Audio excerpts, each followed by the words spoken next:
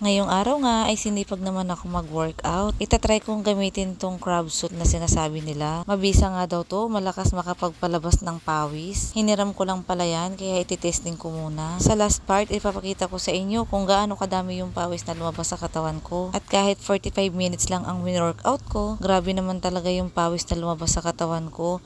Nagtry lang muna ako sa pangpataas, hindi muna ako nagsuot ng sa pambaba. Niready ko na muna yung patungan ko sa tuhod. Kasi nung last time na nagganyan ako, nagkasugat yung tuhod ko doon sa pinansapin ko sa tuhod. Nag-count lang ako dyan ng 1 to 100. Hanggang 100 lang muna kasi yung bigat ng katawan ko nasa braso ko na napunta. Sinunod ko naman dyan ay yung tinatawag na set-up. Pero ito talaga yung hindi ko kayang gawin. Ilang counts lang ako dyan. Mga 10 lang ata kasi masakit ang puwet ko.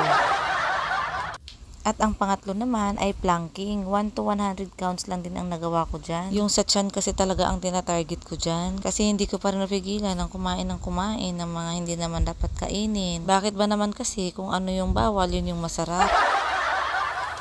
Nag side by side din pala ako dyan pero hindi rin nagtagal kasi nakakangalay nga din. At ang pang-apat ko nga na ginawa ay ang waist twister. 1 to 100 counts lang din ang ginawa ko dyan pero grabe, ramdam ko na yung tulo ng pawis ko sa loob ng katawan ko. At dahil minsanan na nga lang ako mag-workout, ayan, todo na yung pawis ko.